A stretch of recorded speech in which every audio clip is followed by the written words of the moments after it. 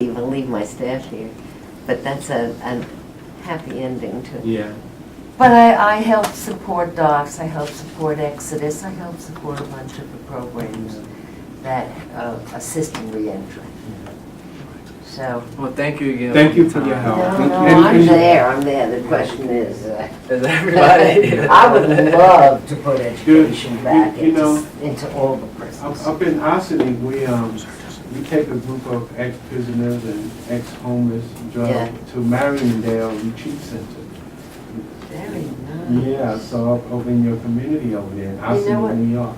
You know what I saw that was a beautiful thing? Well, Sing Sing is in my Senate district. Bedford Hills isn't, but Sing Sing is.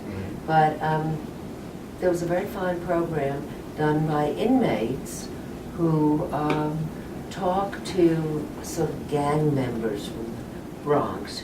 I forget the name of the program, and they go into the kids, gang members go into the prison, and then they're sitting down and in a circle, and the prisoners, some who are there for 20 years, 30 years, you know, a lot, they talk to the kids about what it's like to be in prison and how poor choices when they were young brought them there.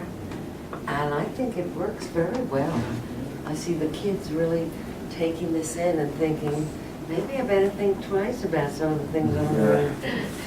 God willing. Thanks so much. As the senator alluded to at the end there, the budget year is awful. Right. That's the real problem. Like, we're happy that last year, like, the Rockefeller drug reforms went in, but this year what they're projecting is like a $9.2 billion budget shortfall. That's the thing, like, the programs that you guys are all talking about that are terrific are not the only ones. Everything this year, and I forgot what you had said before, but I think it was along the lines of, if you weren't cut this year, like, as long as your funding stayed flat, like, you should be doing like a somersault somewhere. Like, you should be so happy, because everything else got cut something, 25%, 50%, or maybe defunded totally. So. Yeah. I'm sorry. Yeah, and another major issue that's coming up is that they feel like, oh, they close the prisons upstate, New York. That's like their main economic system. But I mean, everywhere budgets cuts. People losing their jobs everywhere. So maybe they can reform it into something else. Maybe some form of agriculture. Yeah. In fact, they have all that land up there. Well, actually, when I was in a meeting the other day that you guys would have found interesting, where they were talking about, and Justin, we were both there, where it was the Corrections Officer Association. So they're the opposite of this. They're fighting to keep open the facilities up there. Yeah. But they said that one of the reasons that it's not always good just to close some of these is that because it's state property, you can't really leave it unmanned. It has to have somebody physically present. So then what they do is they close them, but then they have to pay for a security firm to keep it patrolled, because of the liability purposes of someone walking on, getting hurt, or kids just going inside. So sometimes when you think you're actually saving money, you're not. That's why you have to be more foresighted in this. Part of the reason that cutting beds and actually reducing beds and then getting rid of facilities was, the other part of this was, you were supposed to keep kids who were not supposed to be incarcerated, supposed to keep them closer to home. That was the other argument in this, was that in the end, we would be keeping kids closer to home so that they're not being sent up to these faraway facilities where their families have either no contact, but no involvement in making them come back into the communities.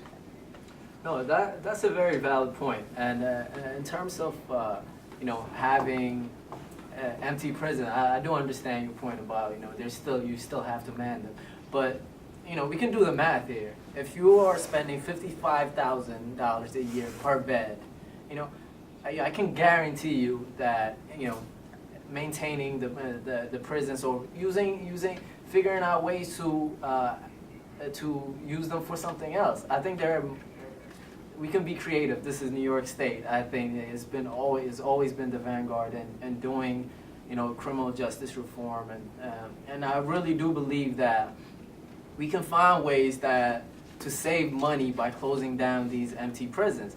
But at the end of the day, we cannot try to, warehouse people for the expense of having people get jobs in upstate. It just doesn't work like that. We're trying to save. This is not just about the money. It's also about people. These are real people, and at the end of the day, they will return back home, right? And we need to have ways to make sure that when they return home, that they're able to return to society in a rightful way and not return back to prison. If we don't have the money for these programs, there's nothing we can do. But if we, close down these prisons, if we can save money by closing down these prisons, then we have something to reinvest in the community. So that's where we're coming from. And there are multiple ways. There's also, expanding work release. Work release, again, it costs $55,000 to incarcerate, only $7,500 to use work release. And you're allowing people to be gainfully employed while they're incarcerated. They go back to the facilities, and they're able to get trained and make a better transition back into their home. So I think there are ways we can really save money and be able to use it in more sensible manners, in drug treatment programs and job training programs. There's $35 million is being cut from the summer youth employment program. Our young people were just talking about that earlier. And, what can you say to that when we're keeping empty prisons? And so I have to ask you, how can we justify that?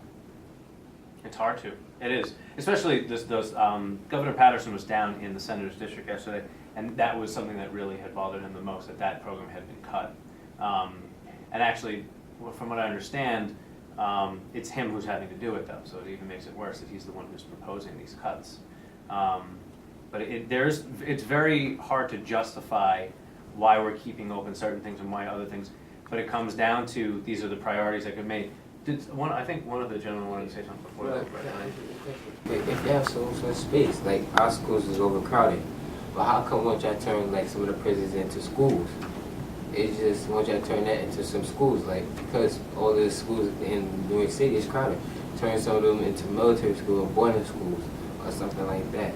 So It's actually really interesting. Take down the fences and the bars and make it into schools. But good. Great idea. Good idea. You guys have anything? I thought the gentleman right behind you had something you wanted to say before. No, they pretty much said all. Oh, you wanted to say? I have one more point. I was thinking maybe as opposed to completely shutting down the prison, maybe converting it. They could convert it to maybe a work release system, in which people would be in maybe for 3 days, or at least you got the facilities somewhat open. It's a part-time cut.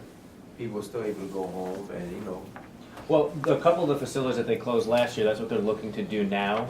Up in the upstate area, they said why not just make them into treatment centers, because the facilities should be used for something, or at least some of the facilities, maybe not all of them, because the jail portion of it might not be able to be converted into the best type of space. But I just want to ask, they had, has anyone seen the actual size of a jail cell? Yeah. Oh my God. I had never seen that before going to Sing Sing. It's just ridiculous. And that's part of it also, is like you're talking about warehousing people. You look at that's not an issue you guys are talking about, but it just blew my mind in terms of just how small. And now they're putting two people in there. I guess the cell that they built, was this the cell they built the fake cell. Yeah, the fake cell just downstairs. Elevate. Okay, yeah. Now, I have to say that, I do recognize that, the situation in prisons is definitely not the prettiest thing. However, I have to also note that the information there is slightly misleading. The information that they used in terms of the pictures that they were using and I guess the advocacy were slightly misleading, and I'll be happy to provide you information. That'd be great. About that. I have. Anytime anyone's information can be shown to be completely, I'd love to know about the kind of stuff.